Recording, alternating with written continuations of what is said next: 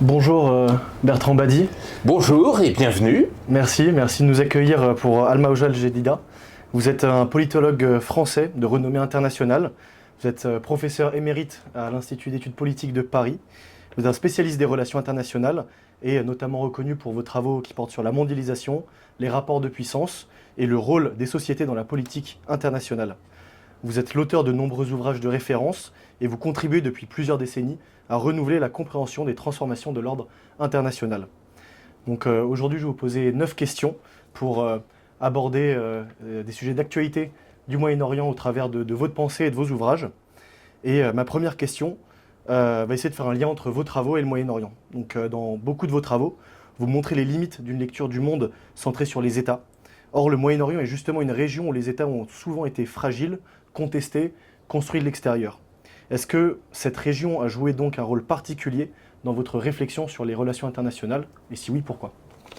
Un rôle particulier, c'est évident, du fait de mes origines, d'un père qui venait de Perse, donc ma biculturalité, même si elle est asymétrique, j'ai toujours vécu en France, mais j'ai été suffisamment marqué par l'esprit persan, je dirais, c'est-à-dire la culture, mais plus que la culture, pour avoir un regard particulièrement aiguisé en direction de cette région du monde.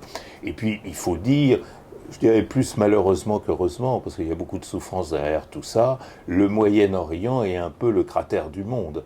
Le centre de gravité, j'allais dire dans tous les sens du terme gravité, des relations internationales. Et donc, bien sûr, et d'ailleurs dans mes livres, j'y fais souvent référence, le Moyen-Orient occupe une place à part, emblématique, presque paradigmatique, pour employer les grands mots. Et ce qui se fait, ce qui se déroule depuis déjà plusieurs mois en particulier, mais on pourrait remonter à bien plus loin encore, vient aiguiser ce qui a toujours été ma passion, c'est-à-dire comprendre un monde, le monde dans sa transformation. C'est-à-dire, la pire des choses, c'est de penser soit que le monde ne bouge pas, alors que la révolution technologique indique exactement le contraire, soit de croire, pire encore, qu'il y a des retours incessants, on ne cesse de nous parler de retour de la guerre, de retour de la puissance, de retour de l'État, de retour des rapports de force, de la loi du plus fort. Tout ça, évidemment, m'insupporte. L'histoire, c'est pas la SNCF, il n'y a pas d'aller-retour, il n'y a que des allées simples. Et s'il y a des allées simples, ça veut dire que nous rencontrons des contextes qui ne cessent de changer. Notre travail, c'est de comprendre ces transformations. Merci pour cette première réponse. Dans votre livre La mystérieuse énergie sociale, vous expliquez que les conflits actuels sont souvent nourris par des difficultés sociales profondes, que ce soit la pauvreté, les inégalités, des frustrations ou des exclusions. Quand on regarde la situation à Gaza, au Liban ou aussi au Yémen, a-t-on encore affaire à des guerres entre États ou à des conflits qui prennent racine dans les sociétés elles-mêmes? Et qu'est-ce que cela va changer dans notre compréhension de ces conflits? Alors, vous mettez le doigt justement sur l'une des plus importantes transformations, peut-être la transformation la plus importante, qui est, pour résumer, et je vais expliquer, l'appropriation sociale des relations internationales. C'est du temps où j'étais étudiant, pas si longtemps, hein, à cette époque-là, on nous enseignait ce qui dérivait de la fameuse phrase de Raymond Aron, les relations internationales, c'est l'affaire du diplomate et du soldat. Et c'est vrai, les souvenirs que j'ai de la guerre froide, ou ce que j'ai pu en étudier à travers les travaux des historiens, et a fortiori les décennies et les siècles précédents, les relations internationales, c'était vraiment le fait des États. Et les guerres étaient toutes, sauf rares exceptions, des guerres interétatiques. Donc le rapport de force, ce fameux équilibre de puissance, jouait à plein.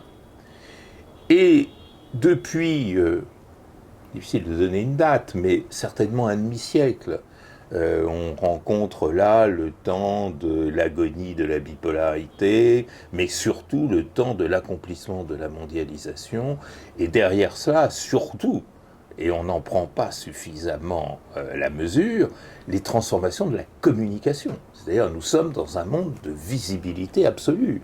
Il n'est plus possible de cacher la réalité, où qu'elle se produise, et celle-ci, même si on ne veut pas la regarder en face, elle vous saute à la figure, à travers des images, à travers les réseaux sociaux, à travers cette surabondance d'informations à laquelle tout le monde est exposé. Ce qui crée des comportements sociaux nouveaux.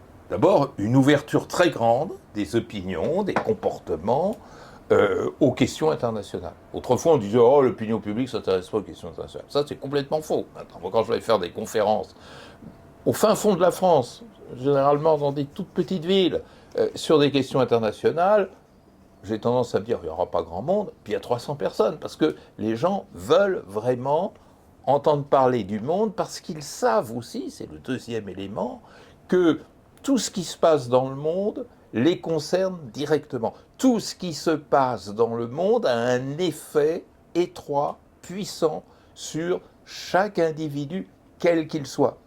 Et ces individus, quels qu'ils soient, ils sont tous connectés. C'est quand même incroyable de penser qu'en Afrique, qui est hélas le continent le plus pauvre, eh bien, près de la moitié de la population est connectée. Donc il y a maintenant cette mondialité des comportements sociaux. On se sent dans le monde et du coup se nourrissent différents comportements. D'abord, la colère sociale qui déborde sur l'international. Ça a commencé avec les émeutes de la faim, et puis maintenant ça prend, on l'a vu avec le printemps arabe aussi, des dimensions qui n'ont plus de frontières. Au-delà de la colère sociale, il y a un autre phénomène qu'il faut prendre en compte, qui est l'empathie. C'est-à-dire, on ne peut pas être indifférent à ce qui se passe à Gaza, à ce qui se passe au Soudan, à ce qui se passe au Congo. Alors malheureusement, le Soudan et le Congo, c'est vrai qu'on n'en parle pas beaucoup, mais quand même, personne n'ignore qu'il se passe quelque chose là-bas. Et ce qui se passe à Gaza, une petite fille de 8 ans qui est ciblée et tuée par l'armée israélienne, tout le monde le sait, tout le monde le voit. Et donc, tout ceci vient profondément transformer les comportements sociaux, donner naissance à une opinion publique internationale, à un militantisme international qui pèse sur les diplomaties. On ne mesure pas encore suffisamment à quel point les mobilisations dans 60 campus universitaires états-uniens ont pesé non seulement sur l'évolution de l'opinion publique états-unienne, mais également sur les diplomaties d'État. Joe Biden est venu dans une université faire une conférence pour rassurer les étudiants, et on a bien vu les inflexions qui se confirment aujourd'hui de la politique états-unienne à l'égard d'Israël. Merci pour votre réponse. On parle aussi souvent du Moyen-Orient au travers de ses blessures, que ce soit la colonisation, les guerres, les régimes autoritaires, et j'en passe. Mais vous insistez sur le fait que les sociétés ne sont pas seulement des victimes, elles peuvent aussi être des acteurs à part entière. Si on prend l'exemple des révolutions arabes de 2011, ont-elles été le moment où cette capacité d'action s'est exprimée le plus clairement? Et pourquoi cet élan s'est-il essoufflé aussi vite? Oui, alors d'abord je pense que le point de départ, comme toujours en histoire, est difficile à trouver. Je pense quand même qu'il y a eu un moment très fort de retournement du monde, c'est la décolonisation. On n'a pas suffisamment étudié les guerres de décolonisation. On n'a pas suffisamment cherché à comprendre pourquoi systématiquement dans les guerres de décolonisation, c'est le plus faible, c'est-à-dire le dominé, qui finit toujours, sans aucune exception depuis 1945, finit toujours par l'emporter. Donc, quand je parle de mystérieuse énergie sociale, c'est parce qu'on maîtrise mal encore ces dynamiques sociales. Et puis, ensuite, vous avez eu, j'évoquais tout à l'heure les émeutes anti-FMI qui, du Venezuela jusqu'au Maroc, en passant par l'Égypte, ont profondément marqué non seulement l'aventure de chacun de ces pays, mais le système international. Et puis, vous avez raison, il y a le printemps arabe. Alors, le printemps arabe, c'est particulièrement intéressant parce que c'est un seuil paroxystique. Avec le printemps arabe, il n'y a plus d'organisation qui manipule, il n'y a plus de chef, il n'y a plus de leader, il n'y a même plus d'idéologie.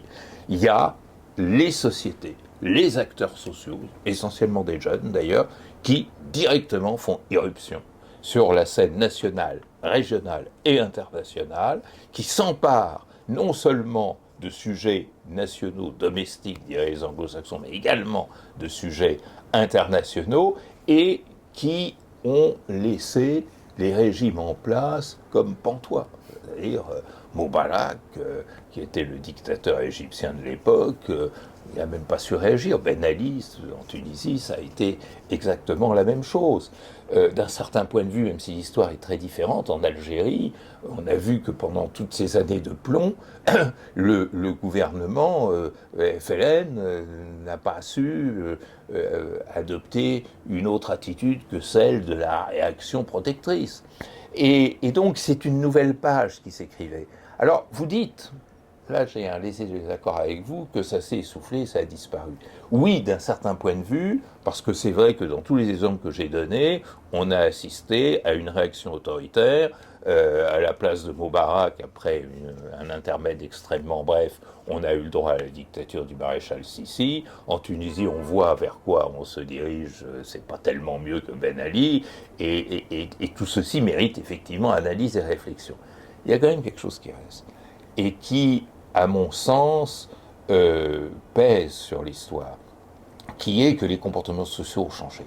Moi, je trouve qu'à cette époque, j'enseignais au Caire, à l'université du Caire, et j'ai vu en direct ce changement. C'est-à-dire autrefois, avant Tahrir, avant les événements de 2011, dès que je parlais de système autoritaire et autocratique, les étudiants regardaient leurs pieds.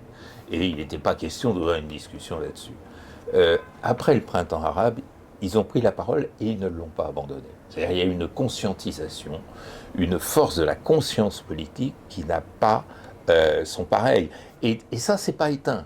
Et donc ça peut repartir à tout moment. Et regardez, alors hors du printemps arabe, hors de la sphère du printemps arabe, regardez l'Iran, tout d'un coup, on voit ce peuple exploser ou imploser, je ne sais pas comment dire, mais véritablement descendre dans la rue, en prenant des risques énormes, comme ça a été le cas en décembre, janvier dernier. Mais on pourrait aussi se référer aux émeutes Femmes, Vie et Liberté à l'automne 2022, et encore d'autres avant. C'est-à-dire que le propre de cette énergie sociale, c'est qu'elle n'est plus commandée par qui que ce soit, elle n'est plus organisée, il n'y a pas un parti léniniste, si vous voulez, pour enclencher tout ça, mais elle peut se révéler demain matin. Demain matin, il peut se produire en Iran quelque chose qui va tout remettre en cause, jusqu'au fameux mémorandum qui vient d'être signé dans le château de Versailles à l'ombre de Louis XIV. Hein. Ça, c'est de l'imprévisible, et c'est peut-être ça qui a le plus changé. Merci pour votre réponse. Vous défendez aussi dans certains de vos ouvrages l'idée que la puissance militaire ne suffit plus à produire des résultats durables, notamment politiques. Pourtant, au Moyen-Orient, la force continue d'avoir des effets très concrets. Israël remodèle son environnement à Gaza et au Liban, en recourant uniquement à la puissance. Mais je pense aussi à la Syrie, dont la reconstruction actuelle peut être mise à mal par les années de guerre que le régime de Bachar el-Assad a imposées à sa population. Dans ces différents exemples propres au Moyen-Orient, la guerre a transformé des réalités sur le terrain. Comment concilier ce constat avec votre analyse? Est-ce que la force reste parfois efficace, même si pas porteuse de bonnes solutions, mais efficace pour changer des réalités, et du moins sur le court terme? Je ne dirais pas les choses comme vous. J'avais écrit en 2003 un ouvrage qui s'appelle L'impuissance de la puissance, édité à l'époque chez Fayard, parce que j'avais compris que dans l'action entreprise par George W. Bush en Irak, il y avait quelque chose de fondamentalement cassé, un ressort qui s'était cassé. Alors, ça avait même commencé bien avant. Je parlais des guerres de décolonisation, puis on pourrait parler des fameuses guerres d'intervention. concept que je trouve intéressant, même s'il est peu employé, c'est-à-dire, les gens préfèrent parler de guerre asymétrique, mais la guerre d'intervention, c'est une puissance qui, au nom de la puissance à laquelle elle fait confiance, elle a confiance, intervient chez un plus petit pour remettre de l'ordre. Ça a été le Vietnam, ça a été l'Afghanistan, ça a été l'Irak, ça a été la Somalie, côté URSS, ça a été aussi l'Afghanistan, côté Russie, c'est l'Ukraine, côté français, c'est le Sahel, mais aussi beaucoup d'autres interventions en Afrique. Et tout ceci s'est toujours terminé de la même façon, c'est-à-dire la puissance s'est révélée impuissante. Alors, soyons clairs, c'est peut-être là qu'il y a un léger malentendu dans la formulation qui est la vôtre et celle qui est la mienne. La puissance garde intacte sa capacité destructrice, mais elle a perdu sa capacité constructrice. Et c'est ça la grande rupture. Autrefois, si vous prenez le modèle westphalien, comme on l'appelle, celui qui a commencé avec la paix de Westphalie, qui reposait justement, ainsi que le disait Hobbes, le philosophe anglais Hobbes, sur une compétition entre États gladiateurs. La force permettait d'affaiblir l'adversaire, qui devenait le vaincu, mais elle permettait au vainqueur de construire un ordre nouveau qui lui était favorable. Depuis 1945, sans aucune exception, la force, non seulement a conservé sa capacité destructrice, et c'est là probablement que nous nous retrouvons, mais elle l'a même renforcée, c'est-à-dire la force est de plus en plus destructrice, mais elle n'est plus constructrice. Vous donnez l'exemple d'Israël. C'est vrai qu'Israël a tout détruit autour de cet État. Détruit la Palestine, à Gaza, on le voit encore aujourd'hui en Cisjordanie, détruit le Liban dans sa partie méridionale, rêve de détruire l'Iran, a contribué indirectement à la destruction de la Syrie, et est intervenu maintes fois dans cette direction, mais après 78 ans d'indépendance, quel ordre favorable Israël a-t-il construit? C'est quand même une question qu'on peut se poser. Où est l'ordre du vainqueur? L'ordre du vainqueur, ça aurait été de dessiner une région proche-orientale qui aurait été favorable à Israël. Or, que voit-on? À la faveur, si je puis dire, de ces destructions, on voit une population qui n'a pas renoncé à la résistance, qui n'a pas renoncé à la mobilisation, mais dans laquelle, au contraire, est ensemencée la graine de la révolte, de la colère, et pire encore, peut-être de la rage, comme on l'a vu au 11 septembre. Et lorsque M. Netanyahou ne cesse de nous répéter qu'il a ou qu'il va, et qu'il a éradiqué le terrorisme, ça me fait penser au général Massu à l'issue de la bataille d'Alger en 1957, qui disait qu'il avait éradiqué le terrorisme FLN, et on a vu que quelques années, petit nombre d'années plus tard, 5 ans au grand maximum, l'Algérie est devenue indépendante, avec le FLN à sa tête. Et donc, ça, beaucoup de nos princes ne l'ont pas compris, et notamment l'actuel président des États-Unis, misant toujours sur la capacité régulatrice de la force. Mais ce qui s'est passé depuis 1945 nous annonce clairement que Clausewitz est bien mort. C'est-à-dire que Clausewitz était impeccable dans sa grammaire de la guerre lorsqu'il nous disait qu'il s'agissait de mobiliser des instruments de force pour réaliser et accomplir des objectifs politiques. Trouvez-moi un objectif politique qui ait été accompli. Quel objectif politique a été atteint par les États-Unis au Vietnam? Quel objectif politique a été atteint en Afghanistan? Quel objectif politique a été atteint en Somalie? Quel objectif politique a été atteint en Irak? Quel objectif politique a été atteint en Iran à l'issue, je ne sais même pas si c'est une issue du conflit actuel? Quel objectif politique a été atteint par Israël? Et là, on voit vraiment le grand tournant de l'histoire. C'est-à-dire, il faut trouver autre chose pour assurer la sécurité. La sécurité, elle reposait pendant des siècles sur le couple destruction, construction. Mais il fallait que l'un fût indissociable de l'autre. Le découplage entre la destruction et la construction fait que tout ça, c'est fini. À tel point d'ailleurs que pour le lancement de mon dernier livre, je me suis demandé si mon éditeur n'avait pas soufflé au président des États-Unis cette entreprise dans le Golfe de manière à bien faire vendre mes livres. Et justement, pour rebondir, comment vous expliquez cette décorrélation progressive entre une puissance de plus en plus destructrice? On comprend pourquoi, la technologie montre qu'on a des armes plus fortes, plus puissantes, plus précises. Donc on voit que la puissance peut détruire, mais pourquoi et comment ça s'est décorrélé de la capacité de la puissance à proposer quelque chose de nouveau? Alors là, on est au centre du sujet. Je pense, comme toujours, vous savez, la réalité sociale, elle est multicausale. Hein, mais je pense qu'il faut clairement distinguer deux facteurs que là aussi on a négligés. Il y a un facteur objectif et un facteur subjectif. Le facteur objectif, c'est la mondialisation. La mondialisation, c'est quoi? C'est l'interdépendance. L'interdépendance, c'est le contraire de la souveraineté. C'est-à-dire, nul ne détient plus la puissance ultime qui n'est précédée d'aucune autre, ni plus grande, ni plus petite, ni égale de soi. C'est la fameuse formule de Jean Bodin. Et donc, lorsque vous faites la guerre à un adversaire, vous n'êtes plus dans un jeu relationnel comme autrefois, dans l'image des gladiateurs de Hobbes, vous êtes dans un jeu systémique. C'est-à-dire tout ce que vous faites, vous, États-Unis, à l'Iran, ça a une répercussion sur l'ensemble du monde, sur l'économie finlandaise, néo-zélandaise ou botswanaise.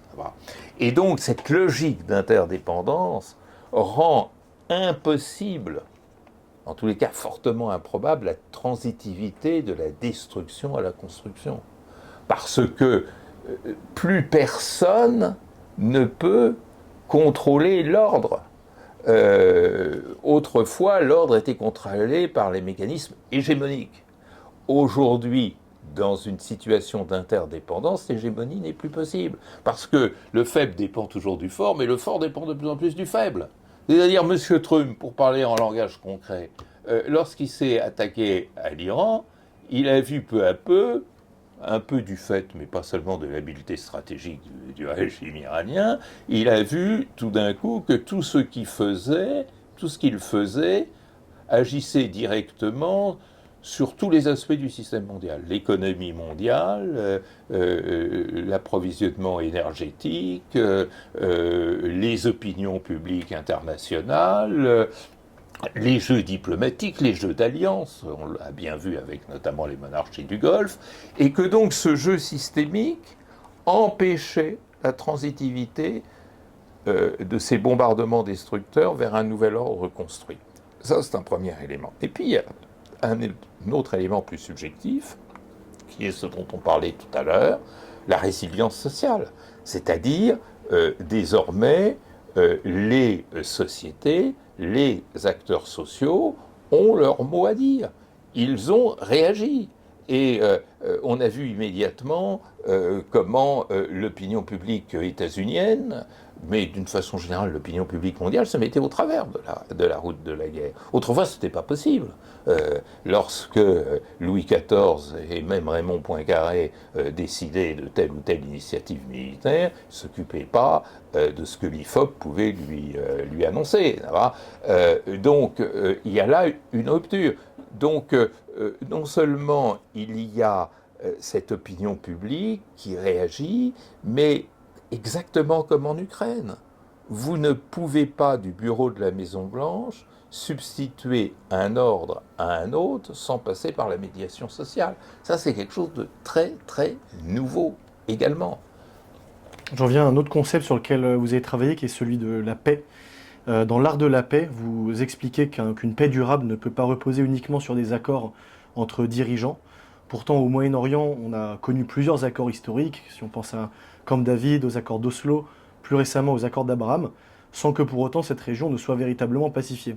C'est même le contraire.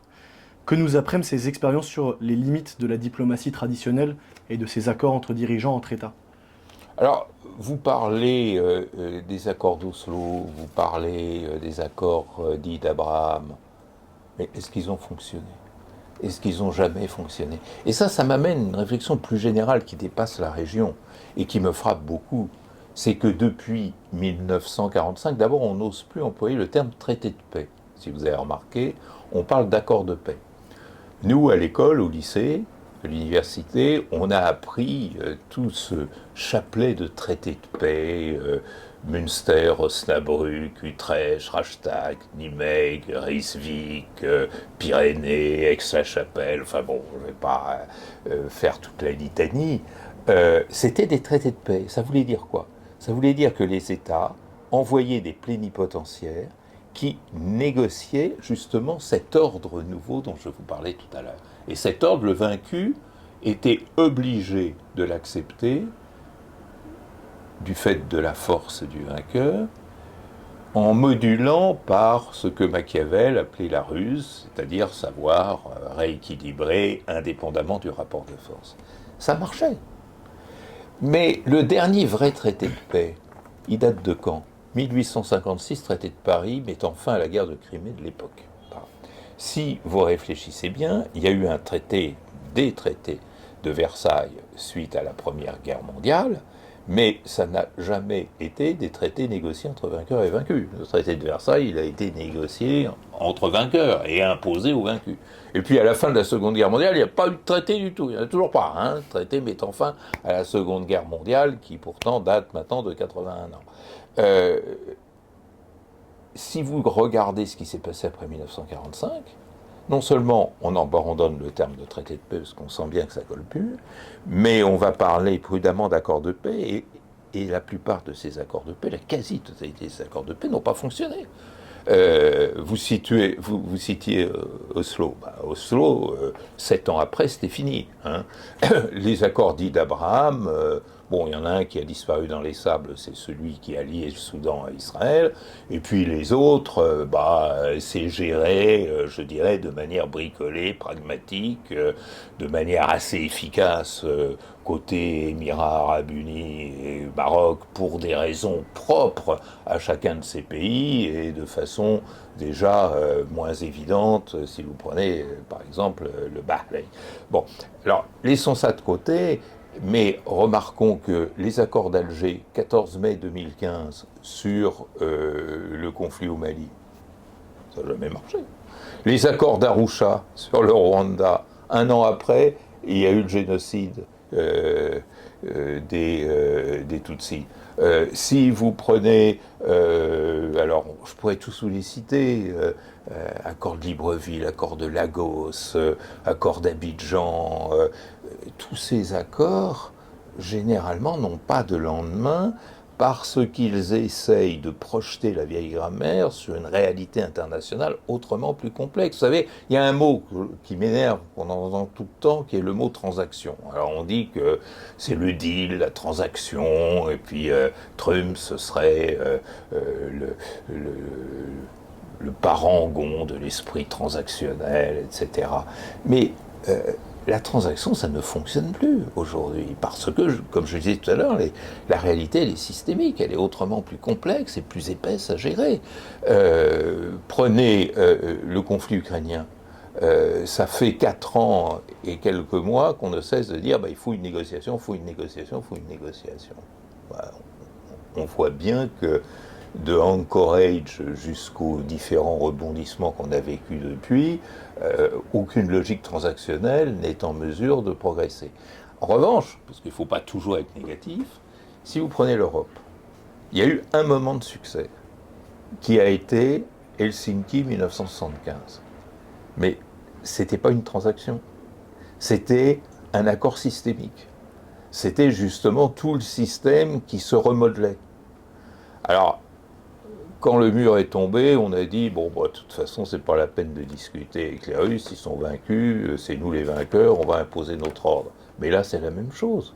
Quel ordre les vainqueurs de la guerre froide ont pu réellement construire?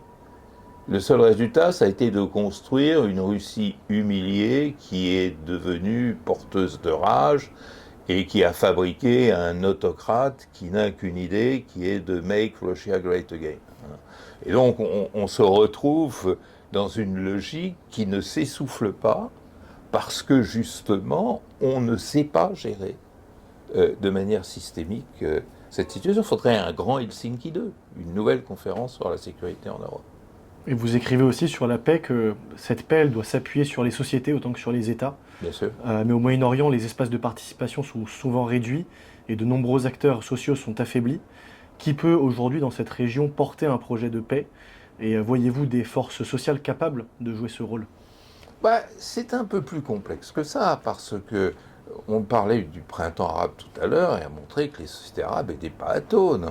Mais allons au-delà du printemps arabe. Il y a d'abord ce prolongement lointain du printemps arabe qui a été la révolution syrienne de décembre 2024. C'est pas, contrairement à ce qu'on a pu entendre à l'époque, une sorte de connivence ou d'accord secret entre Erdogan, Netanyahou, Biden qui était encore au pouvoir à l'époque, que l'on a construit la révolution syrienne de décembre 24. C'est parce que la société a bougé. La société a bougé. Et le régime autoritaire baathiste s'est effondré. Prenez l'Iran, prenez le régime iranien.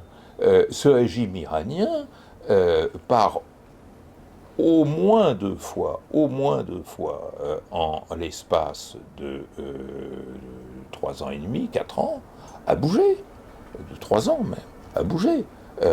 Automne 22 avec Zan Zendegi Azadi et avec le mouvement de décembre-janvier qui a été terriblement réprimé, mais qui était aussi terriblement massif.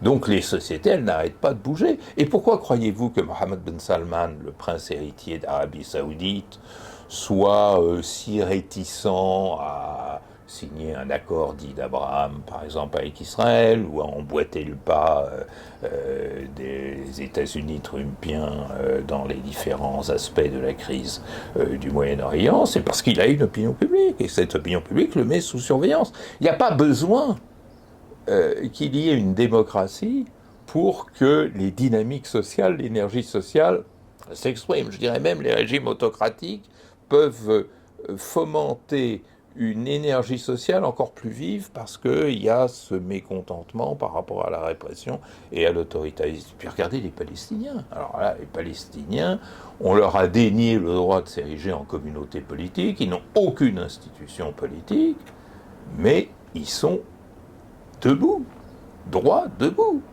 Et il faut compter avec eux. Et j'aimerais enfin aborder une autre notion centrale de votre œuvre, plus récente, celle de l'humiliation, qui semble éclairante pour comprendre certaines crises actuelles au Moyen-Orient. Donc dans votre ouvrage Le temps des humiliés, vous montrez que le sentiment d'humiliation peut avoir des conséquences politiques majeures. Au Moyen-Orient, ce sentiment existe à plusieurs niveaux, chez les Palestiniens évidemment, dans certaines communautés religieuses, mais aussi parmi des populations qui se sentent abandonnées ou marginalisées par leurs gouvernants. Ces différentes formes d'humiliation se renforcent-elles mutuellement ou peuvent-elles rentrer en concurrence? Alors, quand j'ai fait ce livre sur l'humiliation, il y a 12 ans, en 2014, je l'avais sous-intitulé Pathologie des relations internationales. Je pense que l'humiliation est la principale pathologie des relations internationales, plus encore que la compétition de puissance. La compétition de puissance, elle est malgré tout maîtrisable. Et d'ailleurs, la guerre froide, la coexistence pacifique l'ont montré. Tandis que l'humiliation, vous savez, c'est comme les infiltrations d'eau. Personne ne peut les contrôler, personne ne peut les maîtriser, personne ne peut les canaliser. Alors, qu'est-ce que c'est l'humiliation? L'humiliation, c'est d'abord la dimension subjective des relations internationales.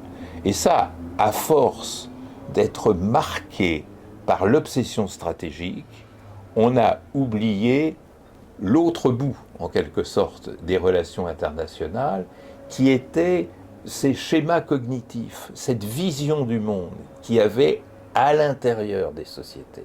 On ne pensait qu'aux diplomates et aux soldats et leurs calculs stratégiques, mais on oubliait que, à la base, dans les fondements sociaux des systèmes politiques, il y avait souvent des siècles de comportements structurés essentiellement autour de l'humiliation. Pourquoi essentiellement autour de l'humiliation? Parce que quand les sociétés se perçoivent dans le monde, elles se comparent aux autres. Et c'est un réflexe très humain. Quand vous vous comparez aux autres, vous pouvez être amené à constater que le statut auquel vous aspirez est bien supérieur à celui que l'on vous accorde, que l'on vous attribue. Et cette espèce de, de révolte qui a pris naissance lorsque la domination a été conscientisée, c'est-à-dire à la fin de l'époque coloniale et des époques impériales classiques, ce phénomène-là, il appartient à ceux qui en sont porteurs. C'est-à-dire, moi, rien ne m'énerve plus que les gens qui disent « mais c'est pas vrai, un tel peuple n'est pas humilié, c'est pas vrai, regardez, au contraire, tout ce qu'on a fait pour eux. » L'humiliation, ça appartient aux humiliés. Il n'y a que les humiliés qui peuvent décider, ou il n'y a que les peuples qui peuvent décider s'ils sont humiliés ou pas. À partir du moment où ils sont humiliés, ils vont avoir un comportement. À partir du moment où ils ont ce comportement, on ne pourra pas leur ôter. Alors, ce qui se passe, et c'est là toute la difficulté, c'est qu'une fois que l'humiliation apparaît comme un paramètre important du jeu social, vous avez des entrepreneurs d'humiliation qui se frottent les mains en disant c'est un excellent levier de mobilisation politique. Alors, il y a différentes façons de faire. Certains entrepreneurs vont dire on va persuader tel peuple qu'il est humilié de manière à pouvoir le mobiliser. C'est souvent comme ça qu'ont commencé les guerres de décolonisation.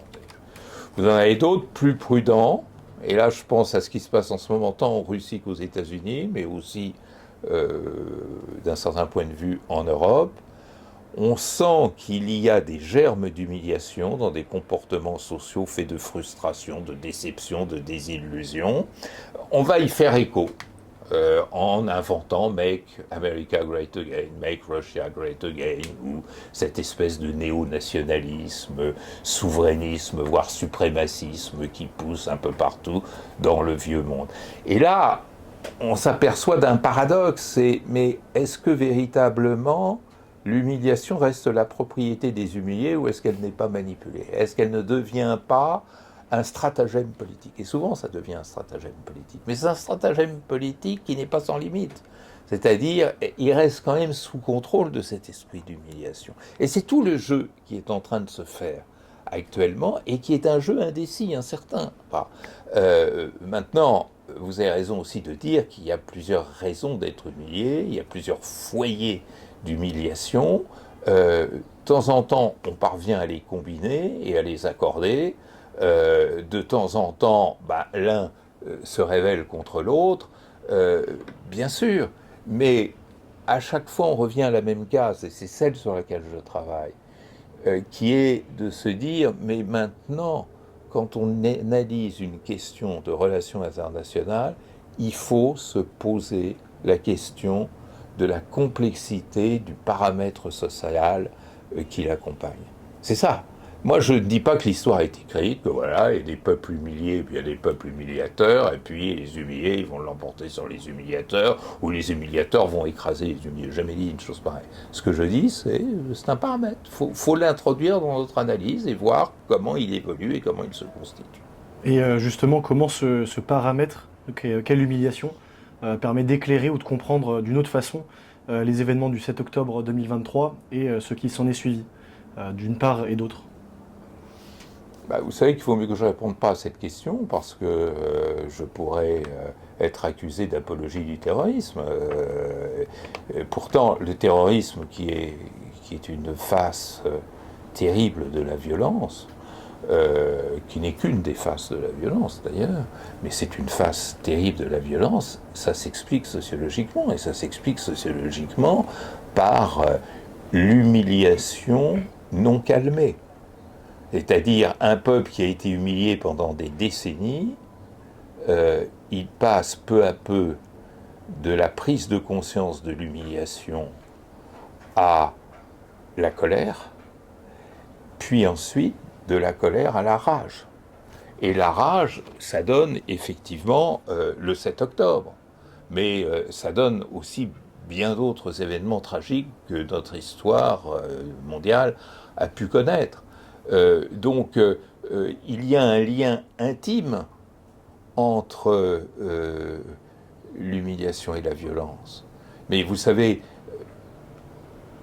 qu'il n'y ait pas de malentendu. L'humiliation, ce n'est pas un discours sur la vertu. L'humilié n'est pas un saint homme. L'humilié, dans sa rage, il peut provoquer des réactions, avoir des attitudes extraordinairement violentes. Il y a des rages qui ont été assouvies par des viols. Dans la guerre civile du Tigré 2021-2022, on a recensé 120 000 viols. Et les violeurs, c'était des enragés. Et ces enragés, ils ont aussi une histoire. Alors tout ceci nous ramène, vous y faisiez allusion tout à l'heure, à une redéfinition de la paix. C'est-à-dire la paix, elle n'est possible que si elle s'installe déjà dans les cœurs, si elle s'installe déjà dans les esprits. C'est-à-dire si elle vient se construire à partir de la reconnaissance réciproque, à partir d'une idée construite et désirée de coexistence avec l'autre. C'est ça la paix. La paix, c'est pas la non-guerre. Et construire la paix passe souvent par des chemins qui n'ont rien à voir avec la cessation des guerres. C'est assurer la sécurité alimentaire, c'est assurer la sécurité sanitaire, c'est assurer la sécurité climatique, c'est assurer la reconnaissance de l'autre. L'autre n'est pas un non-être, un sous-homme. L'autre, c'est moi. C'est-à-dire c'est une partie de l'humanité. Et c'est là la clé de la paix, et c'est, même racine, la clé de l'apaisement. Merci pour cette réponse. Pour conclure, vous avez consacré une grande partie de votre travail à montrer que les relations internationales ne peuvent pas être comprises uniquement à travers les États et les rapports de force. Pour des journalistes ou des observateurs qui couvrent le Moyen-Orient, qu'est-ce que cette approche change concrètement et quels sont selon vous les angles morts les plus fréquents dans la scène médiatique française lorsque le monde arabe, le monde arabo-musulman est abordé et traité? Alors, je dirais peut-être 3 aspects. Le premier aspect, c'est que malheureusement et dangereusement, l'esprit de verticalité demeure. C'est-à-dire, il y a dans le conscient, et peut-être d'un certain point de vue plus gravement, parce que plus difficile à traiter dans l'inconscient, des uns et des autres, une inégalité fondamentale au sein du genre humain. Moi, j'ai été extrêmement choqué que certains événements, comme par exemple le massacre sous les bombes de ces 150 collégiennes en Iran, aient été pratiquement passés sous silence. On a oublié. La destruction de l'Institut Pasteur à Téhéran, qui a été le point de départ de l'entrée de la Perse dans la modernité, détruit, personne n'a réagi. Le bombardement sur les dépôts de carburant à Téhéran dans la nuit du 7 au 8 mars, avec un écocide terrible qui pèse encore sur l'avenir des populations, on n'en a pas parlé. D'autres choses, ou des choses de cette nature se produisant en d'autres lieux, auraient provoqué des éditions spéciales, des sanctions diplomatiques et tout ce qui s'ensuit. Il y a encore cette verticalité. Deuxième chose qui me préoccupe, c'est que derrière la verticalité, ou devant elle comme résultat d'ailleurs, il y a l'indifférence. On a tendance à de plus en plus produire une diplomatie de l'indifférence qui permet de ne pas regarder les choses qui vous dérangent. Et ça me fait très peur. Parce qu'aujourd'hui, dès qu'il y a un malheur quelque part, c'est un nuage sombre qui se constitue et qui risque de retomber sur tout le monde, toute l'humanité en général. L'indifférence à la fin dans le monde est scandaleuse, parce que c'est éthiquement insupportable, mais je dirais parce que utilitairement c'est idiot, ça nous retombera dessus, hein, d'une manière ou d'une autre. Et je pourrais continuer ainsi. Et puis le troisième élément, au-delà de cette indifférence et de cette verticalité, c'est une certaine cécité, c'est-à-dire le refus de voir qu'on n'est plus dans le même monde, le refus de considérer que ce qui se produit dans ce contexte mondialisé, de communication généralisée, d'appropriation sociale des relations internationales ne peut plus être géré comme on gérait les choses internationales à l'époque du Congrès de Vienne, ou je dirais même encore de la Première Guerre mondiale. Je suis irrité par cette pérennisation d'un vocabulaire qui ne fait plus sens aujourd'hui. Rapport de force. Rapport de force, qu'est-ce qu'il a donné dans le conflit avec l'Iran? Qu'est-ce qu'il a donné au Vietnam? Qu'est-ce qu'il a donné au Sahel, le rapport de force? Mais si le rapport de force était cet élément constitutif dont on nous rebat les oreilles, mais il y aurait pu un djihadiste au Sahel, il y aurait pu un Palestinien debout, il y aurait un régime iranien complètement exsangue et décapité, il y aurait plus d'Ukraine, on pourrait ainsi continuer la litanie.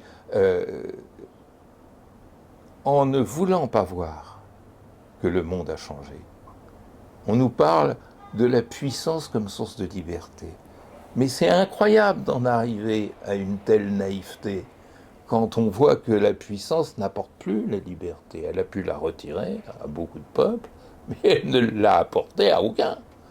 Et donc, il faut savoir renouveler le vocabulaire. Moi, j'ai donné ma vie à ce service.